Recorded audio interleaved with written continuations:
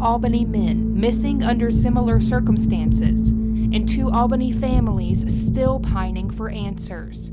These are the cases of Lewis Smith and Eric Glaze.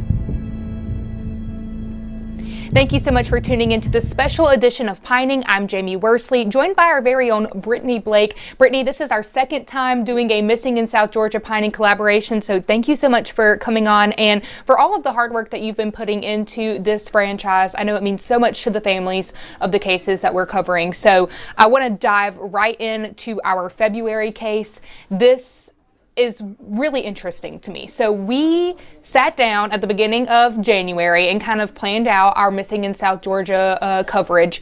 And this particular month, there were 2 cases absolutely glaring at us. The resemblance in the series of events, Uncanny. Can you tell us about the 2 cases that we are spotlighting in the month of February? Yes, so thank you so much, Jamie, for having me again and for being able to highlight these cases, because it is so crazy that they are so much alike. The biggest thing is we have Lewis Smith, who went missing in January of 2016, and then we have Eric Glaze, who went missing in May of 2024. Now, what makes both of them so similar is the fact that they both suffered falls. 2 falls on 2 different days, but they both went missing after the second fall. And they were discharged from Phoebe. They were sent to the hospital in both falls, but it was just so strange that they were discharged, people saw them, and then never saw them again. Right. And now their families are really working to, you know, find some sort of answers for Mr. Smith. His nickname was Tree Man, and that's because he owned a tree business. So his family called him Tree Man. And I spoke to his brother, Jonah Smith, his younger brother, who says that, you know, they just wanted to know why they weren't called to come pick him up from the hospital, or why they didn't know where he went. I mean, there were so many questions for this family. Right. And he was 73 years old at the time, so it wasn't like he was a younger man. He was an older gentleman, and, you know, he had his routines that he was in. They knew that he liked to go to the home run store. He had a specific store he liked to go to, but he frequented all of them. And the fact that he fell, hit his head one day, and went to the hospital, and then he was released that day. Then he hit his head again, went to the hospital, and then he was kept overnight, but he had a transportation service that took him home, but he never made it to his house. Right. So neighbors even remember seeing him and trying to talk to him, and from what investigators told me, the neighbors said that it seemed like Mr. Smith didn't even hear them. Very disoriented. Yes, he just didn't even know kind of where he was. They searched that area, and thankfully APD was willing to sit down and talk through both of these cases. And with Mr. Smith, they're basically just at a loss right now. It's been 10 years. They've gotten no answers. No community has come forward and said anything. So that's where that is at. Whereas with Mr. Glaze, Waldo, as affectionately known by his family and community, went missing almost 2 years ago now. Right. And still no answers. He was seen on video walking away from Phoebe after being released, and as they described him, disoriented, same way, just kind of not really possibly knowing where he was. Sure. And he was working at the Brothers convenience store, which used to be K&S corner store, and his family believed that possibly there was some type of foul play, but again, APD did assure me that they didn't see that in their investigation, so they dismissed that. But right now we have 2 elderly gentlemen who went missing 8 years apart in a similar way, and no answers. Thank you so much, Brittany. Now, you recently put out a TV piece featuring both missing men as part of your Missing in South Georgia series, so let's go ahead and take a listen to that report. 2 Albany men, Lewis Treeman Smith and Eric Waldo Glaze, disappearing 8 years apart, but one thing in common. Both men fell 2 different times at 2 different Albany convenience stores, leading them here. Now the question is whether their disappearances are connected or coincidence. These cases are very much a coincidence. There's no connection between either one of them. The coincidence would be that both of them had fallen. Both of them were elderly gentlemen at that point in time, and they had suffered a head injury. Treeman fell and bumped his head, knocking him unconscious at a home run store on January 13th. He was taken to Phoebe Memorial Hospital and released the same day, but the next day he fell again, hitting the same spot, and was taken back to the hospital where he was discharged the following day and dropped off in his neighborhood by a private car service, but never made it home. It's a little ironic, for something like that to happen, don't nobody know anything about it. So I'm quite sure if somebody knows something, but they're just not coming forward to present themselves. Investigators spoke to neighbors that say they saw Treeman that day, but a search around Lee Street and Odom Avenue didn't lead to any possible clue of where he went.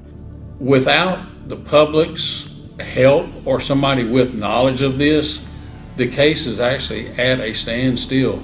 On May 30th, 2024, Waldo suffered his second fall at his longtime job, K&S Corner Store, now Brothers Corner Store. He was taken to Phoebe, where he was seen walking out after being discharged, never to be seen again. They act like they don't care. There's nobody concerned but the family. Waldo's family stands firm on the belief that there is foul play, even calling on Albany police to investigate his former employers. What I would say is that if it was any indication that this case had any sign of foul play, it will be investigated as such. The thing is, the investigation just has not yielded cause for that now. Two families suffering similar grief, wanting answers as to what happened to their loved ones, hoping that someone would give investigators a lead on what happened. And my message, if I had to summarize all of that, would be today it's them. Today's this family. Tomorrow it might be you or yours. Albany police are working to bring answers and closure for both families, but right now they are relying on the community to help by contacting the department directly or submitting an anonymous tip. Brittany Blake, WAOB, your hometown news source. So one of the things that we at WAOB did was reach out to Phoebe to try and figure out what their policy is when it comes to discharges from the hospital. And so basically what they told us is unless there is a law enforcement agency that has that patient on hold, or there is some type of clear diagnoses, a mental diagnosis that would require them to be institutionalized in some way, they can't keep a patient against their will. So anybody can check out against medical advice. And so in these two instances, although they couldn't give us personal health information of either of them, it seems to be that was the case. They could not, for whatever reason, require them to stay at the hospital. And so once they were discharged, it really is a mystery as to what happened past that point. As you said, they're two grown men, and so they had the right to say that they were ready to leave, or believe that they were ready to leave. Right. But the thing is I think both of these families, from talking to them, they just wanted some type of extra reassurance or some type of extra layer there for somebody that would have reached out. Maybe that's community, maybe that's law enforcement, maybe that's, hospital staff. They wanted somebody to see them and possibly call a family member and say, hey, he's not seeming like himself, or hey, I seen him going this way. And I think because neither one of these families got that, that's why to this day they're still questioning, because it was out of both of these men's routine. Talking to Waldo's family, their main thing was he would go to work at the store and go home, and if he would hang out somewhere, they knew where he was, but they could always count on him being at that store. And then for Mr. Lewis, running his business, people in the community knew him. I mean, even talking to investigators and going in the community, these people knew Mr. Treeman, so just the fact that they were so established in the community to just up and disappear is what's leaving so many questions for the family. And so we here at WAOB covered searches for both of these missing men. What did the family and what did law enforcement tell you about what they discovered during those searches, if anything? Now, one thing that APD did let me know is that both of these families waited a significant amount of time to report them missing, and that was mainly just because they did not know. So it wasn't because they were neglecting them or anything. They just simply didn't know that they were missing until they knew. Right. And when I spoke to Waldo's family, they didn't know he had been in the hospital till maybe a couple of days later, and then 2 weeks later, when they didn't see him anymore, that's when they grew concerned and filed that missing persons report. Right. Whereas Mr. Treeman, he's 70 years old, so his family, his brother I spoke to was a truck driver at the time, so it wasn't until he realized, like, okay, I haven't heard from my brother, haven't seen my brother, and now I need to know what's going on.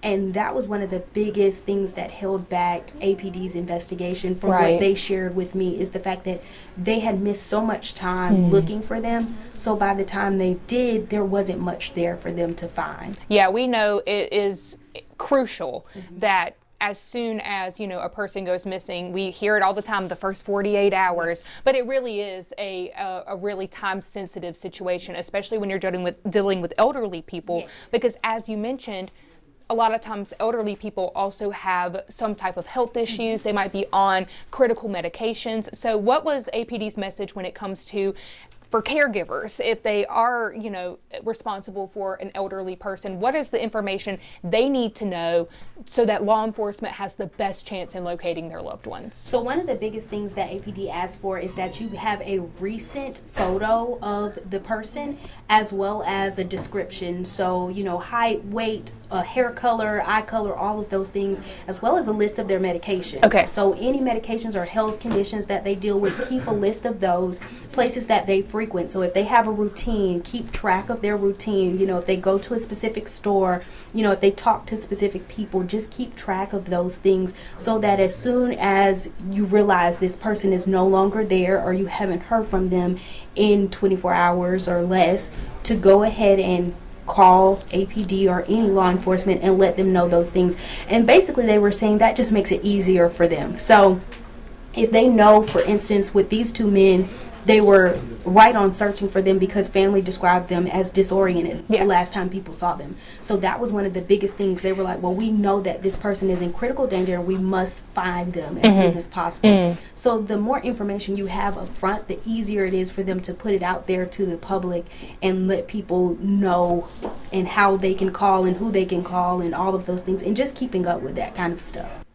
So Brittany, you alluded to this a little bit earlier about some of the theories that both families have when it comes to the missing cases of Mr. Smith and Mr. Glaze. Let's start with Mr. Glaze, because that's the most recent. We have also covered this case a little bit more extensively, I would say, than Tree Man's case or Mr. Smith's case. What do family believe happened, especially when we take the context and all the puzzle pieces of the two falls leading up to Mr. Glaze's disappearance? So that's one of the most interesting things about these cases, is the fact that actually Mr. Glaze worked at K&S Corner Store. So he was an employee for almost 20 years. Wow. And went to work every day, and they also have a package store connected there, so he worked both places. And he fell one day, and then he went to the hospital. He stayed there. His family didn't know. And then the next time he fell, which was the last time he was seen, they have video of him coming out on the stretcher, and his shoes are missing. One of his shoes are missing, and they suspected it to be blood or something on the floor. Of the store. Of the back room of the store. Of the back room of the store. And then we covered that as well. I remember that. And so the family is still holding on to the thought that they believe something happened in that store. In that back room. Police do not know about, that they do not know about, that only their family member, Eric Glaze, knows about. Because their theory is that when he left that store, went to the hospital, and he was released that day, he was seen walking from Phoebe. Right. And their belief is just that somebody had to pick him up, because if he was disoriented and didn't know exactly where he was walking to, he would have been left in that area if he fell over or something. So they believe someone picked him up. So someone who likely knew he had gone to the hospital. Someone who knew that he had been there, picked him up, and he was never to be seen again. So I did ask APD directly, had they investigated for foul play, especially with the store, because this family truly believes that there was something there. And they did confirm that they didn't find anything to be foul play or anything. They just simply don't know what happened. Gotcha. So nothing in their investigation implicates anyone or indicates any type of foul play at this point. Right. But they're still looking for information in the case of Mr. Glaze. So if anyone out there has information about what potentially may have happened, if they suspect anything similar to the family and they have that information, make sure you call that in to law enforcement. But we just want to reiterate that at this time, no foul play is suspected according to the Albany Police Department. The family was critical in some of our previous coverage that the GBI had not been requested in this particular case. Did APD mention any of that when you sat down with them? Yes, so their main thing is that APD is a comprehensive department, and so they have the resources to solve cases. Therefore, they don't feel the need to reach out to another agency, and they really use that at critical times. Gotcha. Basically, what they explained to me is that they feel that with the right information that they can bring closure and answers to this family, and that's why they're calling on the community to reach out if they have any information through the tip line, through the APD app, through calling APD directly, like actually just saying what you know, even if you remember one small little detail from May 2024, just letting them know where they could possibly find something that leads to where Waldo went. Yeah, so Waldo, aka Eric Glaze, any information, please make sure you call that in. I want to transfer or shift gears now over to Tree Man, aka Lewis Smith. So we don't have as much investigative information. Again, this was a 10-year-old case. I haven't even been here 10 years. I've been here almost 7 years. So this case kind of predates me, predates a lot of the people in the newsroom, so I'm not as familiar with some of the investigative steps taken in that particular case. What did APD say about what they've done to find Tree Man? So actually, they're still searching now. So what they told me is that the case has kind of gone cold. Right. Because there's no information, but as we know, missing persons cases do not end. They're not closed at any point. Right. Until they get closure for families, they are not closed cases. But they do sometimes go cold, and that's what has happened in Mr. Smith's case. But they are still tracking his finances. They're still seeing if at any point they have any hits, maybe on a passport or something that he has. They are still tracking that information. But right now, there is nothing. There is nothing. When he went missing in January 2016, they did do a search for the area. They searched all over town, places that he would go to, people that he talked to. As I said, he was a business owner. So they talked to multiple people, even that transportation company that dropped him off in his neighborhood. You know, they questioned them extensively, but just nothing led to what could have happened. You know, him not making it home. Most of the family's, ideas are that, well, he wandered into the woods or something like that. And there is a wooded area near where he lives, but APD said they didn't find anything that would, warrant them to think that something happened. And I don't believe that the family thinks anything happened. They just don't know what happened. That's probably the worst part, is not having a theory, not having any hypotheticals, and just kind of still wondering to this day how someone just ups and vanish. And one of the things that Mr. Jonah, who is 12 years younger than Tree Man, he said that when they get together for family events, and Mr. Tree Man actually had I think he told me about 15 kids. So, and I was able to talk to a couple of his daughters. And one of their biggest things is that when they get together as a family, because they have a very large family, that's when they really, really sit in that moment of, we have no idea what happened to him. We don't know. There's no closure. And that is the hardest things for families in missing persons cases, is the fact that there is no closure. And like you said, if there's not a theory, you can't even make up or go along with this story. You're just sitting there going, I really don't know what happened. Yeah, and I think that's why the coverage of these particular cases are so important and so pertinent. So Brittany, thank you so much again for bringing us this newest edition of Missing in South Georgia. If you are watching and you have any information about the disappearance of Lewis Smith, aka Tree Man, please reach out to the Albany Police Department, and in either case, you can remain anonymous. Thank you again for tuning into this special edition of Pining. I'm Jamie Worsley.